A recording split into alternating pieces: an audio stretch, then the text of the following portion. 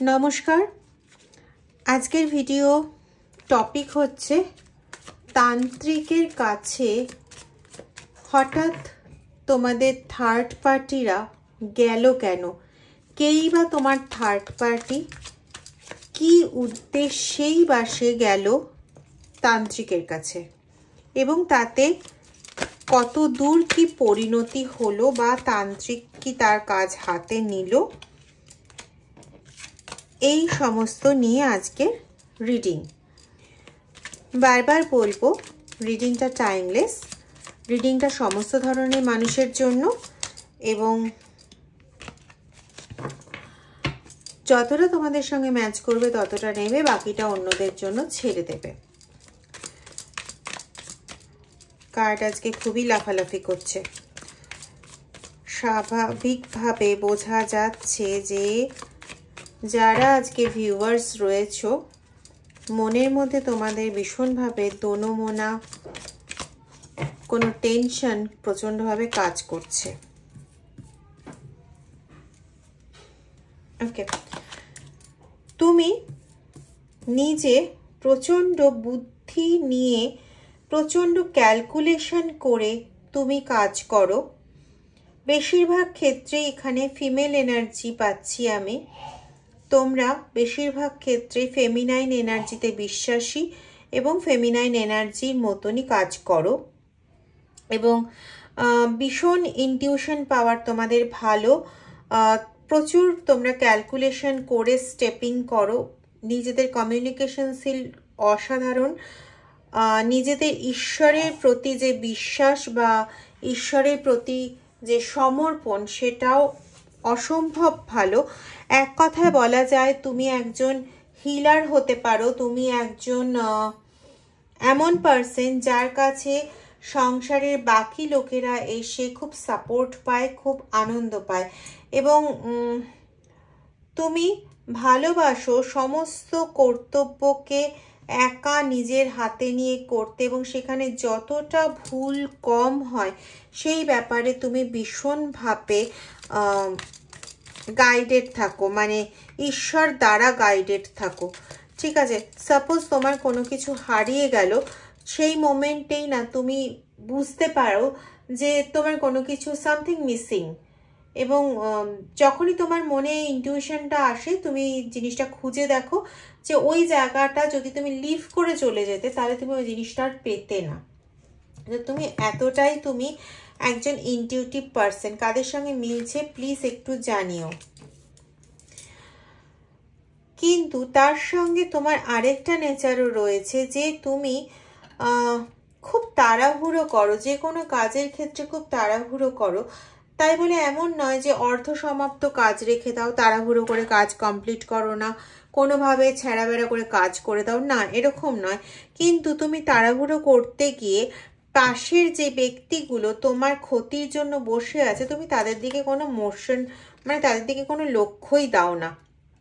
যেমন বলা তেমন কাজ। দেখো কিং অফ পেন্টাকলসের এনার্জি এসছে, মানে তোমার চারপাশে যে ব্যক্তিরা আছে যাদের দিকে তুমি কোনো রকম লক্ষ্য না দিয়ে কাজের প্রতি একনিষ্ঠভাবে তুমি এগিয়ে যাও, তারা কিন্তু বসে আছে তোমার জাগতিক সমস্ত কিছু হরণ করার জন্য। সে তোমার হেলথ হোক, সে তোমার সাইকিক এবিলিটি হোক, সে তোমার মানিটারি কন্ডিশন হোক, সে তোমার যাই হোক না কেন। কিন্তু বেশিরভাগ ক্ষেত্রে এই আজকের রিডিংটা তাদের জন্য যাদের সাইকিক এবিলিটি মারাত্মক লেভেলের এবং এরা এই সাইকিক এবিলিটিকে গ্রহণ করার জন্য ছুটে চলেছে এবং তোমার জীবনে একটা পার্মানেন্ট গ্রহণ লাগাতে চেয়েছে। ঠিক আছে, তুমি তোমার এই এত সুন্দর সাইকিক এবিলিটি নিয়ে নিশ্চিন্তে থাকবে, ভালো থাকবে, এটা এদের কোনো মতেই পছন্দ না। তুমি সমস্ত কিছুর থেকে দূরে সরে যাবে, একাকী বাস করবে, তোমার জীবনে গ্রহণ লেগে থাকবে, এটাই এদের বোধহয় একম এবং অদ্বিতীয়ম চাহিদা। হ্যাঁ, এরা চায় না যে তুমি নিশ্চিন্তে রাত্রিবেলা ঘুমো। তোমাদের ঘুমের মধ্যেও এরা কোনো চালান ক্রিয়া করবে এবং তোমাদের ঘুমের চিরতরে 12টা বাজাবে, এটাই হচ্ছে এদের চাহিদা। তো এরা এই উদ্দেশ্যটা পূরণ করার জন্য বারংবার বিভিন্ন তান্ত্রিকের কাছে গেছে, তাদের কাছে গিয়ে টাকা অফার করেছে, টাকা অফার করে তোমার ক্ষতি করার চেষ্টা করেছে। কেউ কেউ আবার অন্য কোনোভাবে তান্ত্রিকের নিড ফুলফিল করেছে। সেটা তাদের ফিজিক্যাল প্রয়োজন মিটিয়ে বা অন্য কোনো রকম প্রয়োজন মিটিয়ে, টাকা ছাড়া অন্য কোনো মিডিয়াম দিয়ে তান্ত্রিকের প্রয়োজন মিটিয়ে তাদের কাছ থেকে কাজ হাসিল করার চেষ্টা করেছে, যাতে তোমাকে কমপ্লিটলি শেষ করা যায়। ঠিক আছে, তোমাকে কমপ্লিটলি শেষ করার জন্য তাদের অদম্য চেষ্টা, এবং এই চেষ্টায় তারা এতটুকু কোনো রকম গাফিলতি করেনি। ওরা সব সময় চেয়েছে যে তোমার মানসিক ভারসাম্য একদম নষ্ট হয়ে যাক। এবার এই থার্ড পার্সনরা দেখো স্পেল থার্ড পার্সনরা একাধিক তান্ত্রিকের কাছে গেছে। এমন নয় যে তারা একটি মাত্রই তান্ত্রিকের কাছে গেছে, হ্যাঁ, তারা একাধিক তান্ত্রিকের কাছে গেছে, একাধিক ওষুধকে একসঙ্গে তোমাদের কাছে প্রয়োগ করেছে। মানে এমন নয় যে একটা তান্ত্রিকের কাছে গেছে কাজ হয়নি, আরেকটা তান্ত্রিকের কাছে গেছে কাজ হয়নি, আরেকজনের কাছে গেছে কাজ হয়নি, এরকম না। তারা একসঙ্গে বিভিন্ন দিক থেকে তোমাকে অ্যাটাক করার চেষ্টা করেছে যাতে তুমি বাঁচতে না পারো। কেন না, তারা খুব ভালোভাবে জানে যে তুমি না হাইলি সাইকিক এবিলিটি সম্পন্ন পার্সন, যেটা প্রথমেই বেরিয়েছিল, এবং তোমাকে কুপকাত করতে গেলে কোনো একজন তান্ত্রিকের পক্ষে বা মৌলবীর পক্ষে যে সেটা পসিবল নয়, সেটা তোমার থার্ড পার্টি খুব ভালো মতন জানে। তুমি কিন্তু তোমার থার্ড পার্টিকে চেনো।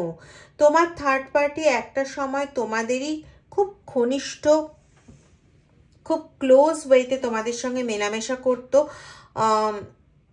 খাবার দাবার থেকে শুরু করে, এক জায়গায় থাকা থেকে শুরু করে, বারবার এ ঘর ও ঘর থেকে শুরু করে এরকম সমস্ত কিছু হতো। মাঝখানে একটা বিশাল ঝামেলা হয়ে তাদের আসা যাওয়া তোমাদের ঘরে বন্ধ হয়ে যায়।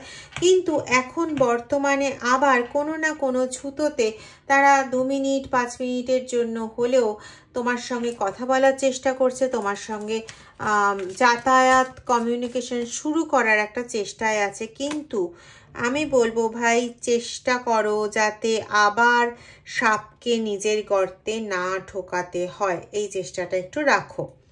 ঠিক আছে, তার জন্য তোমাকে দৌড়ে পালিয়ে যেতে হবে না। তুমি ঈশ্বরের শরণাপন্ন থাকো, তিনি তোমায় রাস্তা দেখিয়ে দেবেন যাতে তুমি এদের ঝামেলায় আর না পড়ো। কারণ এবারও যদি তুমি এদেরকে ঢুকতে দাও, পরিস্থিতি কিন্তু তোমার সামনে। এরা আবারও তোমার ওপর এমনই কোনো একটা জাদুটোনা করার চেষ্টা করবে যেখানে তুমি শারীরিক, মানসিক, আর্থিক সমস্ত দিক থেকে সম্পূর্ণরূপে শেষ হয়ে যাও। এমনকি ওটা কিন্তু মারণ ক্রিয়াও হতে পারে। কারণ এতদিন ধরে তোমাকে কোনোভাবে, কার্ড দেখো, এতদিন ধরে চেষ্টা করে তোমাকে কোনোভাবেই না একদম কমপ্লিটলি চুপ করিয়ে দিতে পারছে না।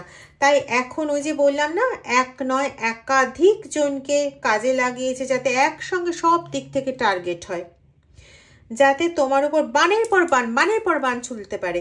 তোমার সাইকিক এবিলিটি, ওরা ভাবছে যে তোমার সাইকিক এবিলিটির কত পাওয়ার দেবে। একটা বানকে ম্যানেজ করতে গিয়ে আরেকটা বান এসে যাবে, আরেকটা বানকে ম্যানেজ করতে গিয়ে আরেকটা বান এসে যাবে, এতে তোমার সাইকিক এবিলিটি শূন্য হয়ে যাবে। কিন্তু দুঃখের বিষয় বা সুখের বিষয়, এদের তোমার সাইকিক এবিলিটি সম্পর্কে না কোনো রকম ধারণা নেই। এরা এটা বোঝে না যে তুমি তোমার জব বন্ধ হয়ে গেলে পরেও তুমি মনে মনে কিন্তু অভিমান হোক যাই হোক না কারণ তুমি সেই ঈশ্বরের প্রতি করে যাও, এবং আলটিমেটলি তুমি ঈশ্বরের সঙ্গে সর্বদা কানেক্টেড হয়ে বসে আছো। তুমি কখনোই হাত ছেড়ে পা ছেড়ে মানে সমস্ত কিছু ছেড়ে দিয়ে ঈশ্বরকে ছেড়ে দিয়ে বসে থাকো না। যদি হাতে পায়ে ঈশ্বরের জপ নাও করছো, তাও তুমি মননে অন্তরে ঈশ্বরের জপ তুমি করেই যাও। আর এটাই তোমার নেচার, আর এটাই ওরা বুঝতে অক্ষম। মনে আছে আশা করি যে যতবার কার্ড শাফেল করছিলাম এই কার্ডটা লাফিয়ে লাফিয়ে বেরোচ্ছিল। তো মিনিং এখানে এটাই যে এত কিছু করছে, বারংবার ওরা দেখছে তোমার সেই সাইকিক এবিলিটিকে ওরা আর কিছুতেই শেষ করতে পারছে না। শেষ করতে পারছে না তো অনেক দূরের কথা, তোমার সাইকিক এবিলিটিটাকে ওরা হরণও করতে পারছে না। এবার এইটাই এদের কাছে একটা বিশাল বড় প্রশ্নচিহ্ন হয়ে দাঁড়িয়েছে যে ওরা কেন তোমার সাইকিক এবিলিটিটাকে শেষ করতে পারছে না। কারণ ওরা যত লোক কাজে লাগিয়েছে, যে সমস্ত ওদের নিজস্ব রিসোর্স ইউজ করছে, সেখানে আর যাই হোক তোমার সাইকিক এবিলিটি ডিস্ট্রয় করা এমন কোনো বড় ব্যাপার হওয়ার কথা নয়। কিন্তু তোমার সাইকিক এবিলিটি কি করে এখনো ঠিকঠাক থাকছে? যথেষ্ট তন্ত্রক্রিয়া হয়েছে তোমার ওপর, তোমার গায়ের রং পরিবর্তন হয়ে গেছে। তুমি আগে যতটা শ্যামলা বা ফর্সা যাই ছিলে না কেন, এখন তোমার গায়ের রং তার থেকে অন্তত 3 থেকে 4 টোন বেশি ডার্ক হয়ে গেছে। আমি কালো বলবো না, কারণ কালো সত্যি মানুষের রং তো নয়, ডার্ক টোন হয়ে গেছে। এবং এটা ওদের কাজের অ্যাক্টিভিটির ফলেই হয়েছে।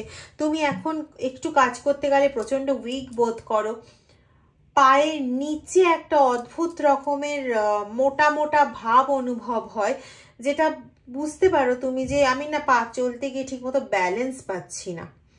খুব ক্লান্ত বোধ হয়, তলপেটে একটা বেশ ভালো রকম ব্যথা হয়, তবে সেটা সব সময় স্টে করে না, বিশেষ করে রাত্রের দিকে ব্যথাটা হয়। যাদের ক্ষেত্রে এটা হচ্ছে প্লিজ সতর্ক হও। এবং অন্য দিক থেকে দেখো কার্ডটা নিলাম, এখানে কি এসছে, পিগের কার্ড এসছে, শুকরের কার্ড এসছে। তো এখানে তোমাকে না পরিষ্কার বলা হচ্ছে যে সেই সমস্ত গ্রিডি ব্যক্তির থেকে তুমি একটু সাবধান থাকো। এমন নয় যে এই গ্রিডি ব্যক্তিরা তোমার চেনা নয়, এরা কিন্তু তোমার চেনা, ঠিক আছে? তুমিও এদের জানো, কিন্তু ইচ্ছাকৃতভাবে ইগনোর করতে এবং ওদের মানে তোমার থিঙ্কিং প্রসেসটাকে না ওরা এই সমস্ত বান মেরে মেরে তোমার সাইকিক এবিলিটিটাকে তো কমাতে পারেনি, কিন্তু তোমার থিঙ্কিং প্রসেসটাকে ওরা কিছুটা আনক্লিয়ার করে দিয়েছে। মানে তোমার থিঙ্কিং প্রসেস এখন আর সেরকম ক্লিয়ার নেই। তুমি ঠিকমতো ভাবনা চিন্তা তুমি করছো, কিন্তু পুরোপুরি ঠিকমতো ভাবতে তুমি পারছো না, ঠিক আছে? এবং আগামী এরকম যদি চলতে থাকে, আগামী বছরের ফেব্রুয়ারি মাসের মধ্যে কিন্তু একটা বড় সড়ো সমস্যার সম্ভাবনা উকি মারছে। সুতরাং তার আগেই সাবধান হও, ঠিক আছে? সাবধান হয়ে যদি এদের এগেনস্টে যেতে পারো এবং ঈশ্বরের শরণাপন্ন হয়ে সাইকিক তোমার এবিলিটিকে কাজে লাগাতে পারো, তাহলে কিন্তু তোমার এনজয়মেন্ট, সেলিব্রেশন, আনন্দর দিন এই ফেব্রুয়ারি মাসের মধ্যেই চলে আসবে। আমি কিন্তু দুটো দিক থেকে ফেব্রুয়ারি মাসকে উল্লেখ করলাম।